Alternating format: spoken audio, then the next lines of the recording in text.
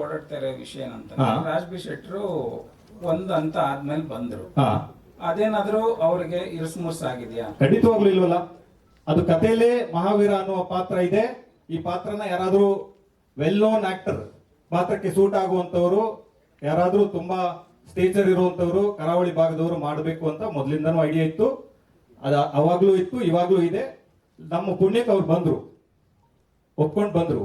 So ಅದ್ರಲ್ಲಿ ಏನು confusion ಇಲ್ವಲ್ಲ. ಈ ಕ್ವಶನ್ ಅವ್ರ ಎದುರಿಗೆ ಯಾಕೆ ಕೇಳ್ತೇನಂದ್ರೆ, ಇದು ಶುರುವಾದಾಗ ಪ್ರಜ್ವಲ್ ದೇವರಾಜ್ ಅನ್ನೋ ಸಿನಿಮಾ ಅಂತ ಅಷ್ಟೇ ಆಗಿದ್ರಿಂದ ಒಂದಂತ ಆದ್ಮೇಲೆ ಅವ್ರು ಬಂದಿದ್ರಿಂದ ಆತರ ಏನಾದ್ರು ಇರ್ಸ್ಮೂರ್ಸ್ ಆಯ್ತಾ? ಖಂಡಿತವಾಗ್ಲೂ ಇಲ್ಲ. ಇರ್ಸ್ಮೂರ್ಸ್ ಆಗುವಂತದ್ದು ಟ್ರೈಲರ್ ಆಗ್ಲಿ ಇಡೀ ಕಥೆಯಲ್ಲಾಗ್ಲಿ ಏನೂ ಇಲ್ಲ.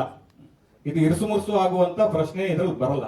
ನೀವ್ ಅವ್ರಿಗೆ ಮುಂಚೆನೆ ಹೇಳಿದ್ರೆ ಇವ್ರು ಇದಾರೆ ಅಂತ ಆರ್ಟಿಸ್ಟ್, ಬೇರೆ ಯಾರು ಬೇಕಾದ್ರೂ ಬರ್ಬೋದು ಅಂತ ಹೇಳಿ, ಯಾವ ದೊಡ್ಡ ಕಲಾವಿದರು ಬೇಕಾದ್ರೂ ಈ ಪಾತ್ರ ಮಾಡಬಹುದು ಅಂತ ಮುಂಚೆನೆ ಅವ್ರಿಗೆ ಅಪ್ಡೇಟ್ ಮಾಡಿದ್ವಿ.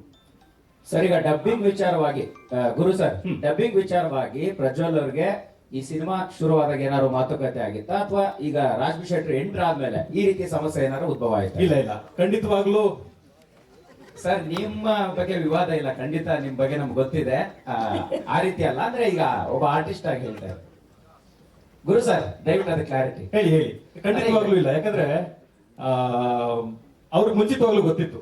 ಪ್ರಜ್ವಲ್ ಅವರು ಬಹಳ ಕ್ಲಾರಿಟಿಯಾಗಿ ಹೇಳಿದ್ವಿ, ಈ ಪಾತ್ರನ ಯಾರಾದ್ರೂ ಒಂದು ಬಹಳ ಯೂನಿಕ್ ಸ್ಟೇಚರ್ ಇರೋರು ಮಾಡ್ಬೇಕು, ಅವ್ರು ನೋಡಿದ್ರೆ ಕಂಬಳ ಪ್ರಪಂಚದವರು ಅಂತ ಅನ್ನಿಸ್ಬೇಕು, ಅವ್ರ ತರದವರೇ ಮಾಡ್ಬೇಕು ಅಂತ ಮಾತಾಡಿದ್ವಿ. ಆಗ ಅದ್ರ ಬಗ್ಗೆ ಏನು ಕನ್ಫ್ಯೂಷನ್ ಇಲ್ಲ. ಮತ್ತೆ ಎಕ್ಸಾಕ್ಟ್ ಆಗಿ ಏನ್ ಸರ್ ಪ್ರಾಬ್ಲಮ್ ಆಗ್ತಾ ಇರೋದು ಅವ್ರಿಗೆ? ಈಗ ನೀವು ಕನ್ವೆ ಕೂಡ ಮಾಡಿದಿರಿ, ಸೊ ಡಬ್ಬಿಂಗ್ ಕೂಡ ಬೇರೆಯವ್ರನ್ನ ನಾನು ಕನ್ವೆ ಆಗೋರ್ನ ಮಾಡ್ತೀನಿ ಅಂತಾನು ಕೂಡ ಅವ್ರ ಗಮನಕ್ಕಿದೆ.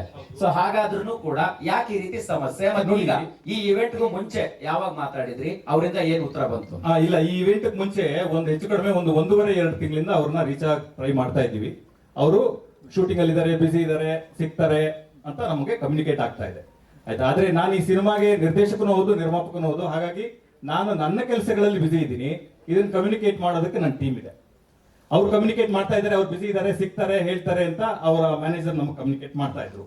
ಆದ್ರೆ ಈ ಸಮಸ್ಯೆ ನಿನ್ನೆ ರಾತ್ರಿವರೆಗೂ ಇರ್ಲಿಲ್ಲ. ಓಕೆ, ಅಲ್ಲ ಪ್ರಜ್ವಲ್ ಅವ್ರ ಜೊತೆಗೆ ನೀವು ನೇರವಾಗಿ ಮಾತಾಡಿದ್ದೀರಾ? ನಾನು ಮಾತಾಡಿ 1-2 ತಿಂಗಳಾಗಿತ್ತು. ಏನ್ ಕಾರಣ ಸರ್ ಅಲ್ಲಿಂದ ಇಷ್ಟು ಗ್ಯಾಪ್ ಆದ್ರೂ?